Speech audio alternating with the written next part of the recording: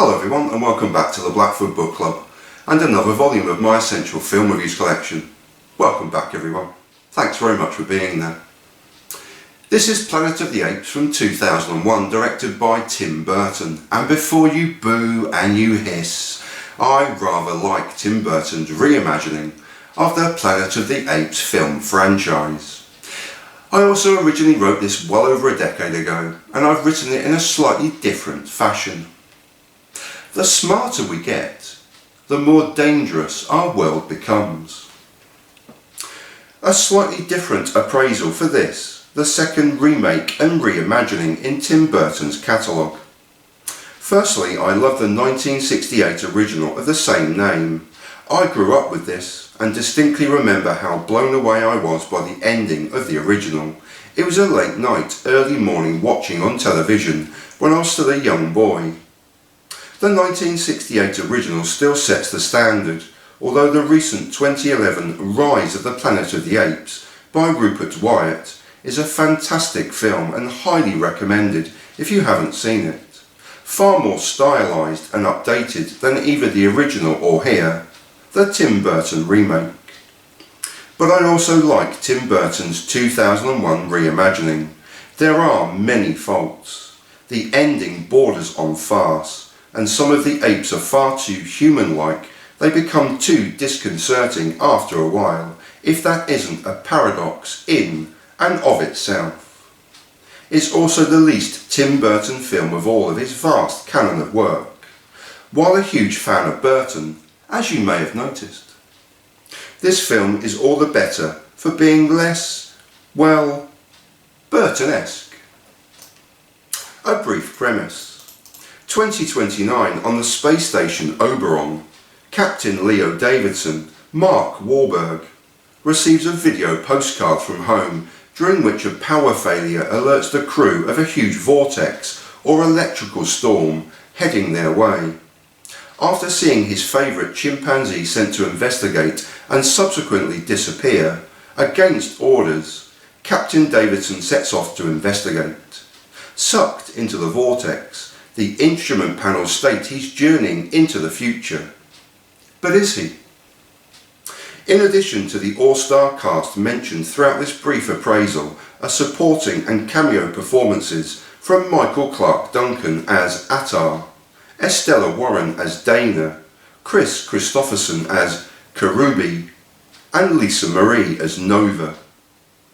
A joint screenplay from Williams Broyles, Lawrence Connor and Mark Rosenthal disappoints, but a pleasing musical score from Danny Elfman and cinematography from Philippe Rossellou propel a weak film along. There are three standout performances in an otherwise forgettable remake, and whilst I like this film from a fan's perspective, it doesn't come anywhere near the eponymous 1968 original.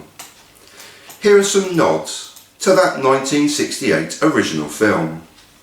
There are numerous nods throughout, but this, as with my other film articles, is not intended as a fact track. The nods I found particularly pleasing and affecting are the opening title shot and slide of Planet of the Apes being the font and style as the original. Human hunting.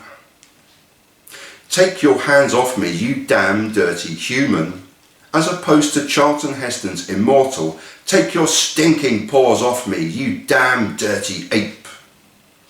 Charlton Heston has an uncredited role as Zeus, father of Thade, and reprises his damn them all to hell line from the 1968 original. The relationship between Captain Davidson and Ari, Helena Bonham Carter, is reminiscent of the similar relationship between George and Zira in the original. There's a crane shot upward in this film of the buried spaceship that is eerily similar to the iconic shot of the buried Statue of Liberty of the original. I also have three character reasons for liking this Tim Burton remake. Thade, Tim Roth. Frightening portrayal, full of anger, spite and aggression, snarling, brooding and ultra-violent. An astonishing performance and due to rolling his eyes back and leaving them a majority of white, as opposed to seeing his pupils directly, the most effective of the apes. With the excellent prosthetic makeup added to his thunderous performance, the film's true standout star. Ari, Helena Bonham Carter, the film's heart and moral centre, a great performance with little dialogue to work with, and her relationship with Captain Davidson is a treat. Their relationship is also a great touch from the 1968 original. Limbo, Paul Giamatti. One of the most underrated comedic actors of his generation. Every scene that Giamatti is on screen is a joy and darkly funny. Believe me, the last thing you want is a human teenager running around your house. And that was Planet of the Apes from 2001, directed by Tim Burton. And I leave you in peace and in solidarity. And I thank you so much and so sincerely for watching. I hope your Planet of the Apes world is spinning and turning in your favour, in your corner of the world. Thanks for watching. See you again soon. Peace.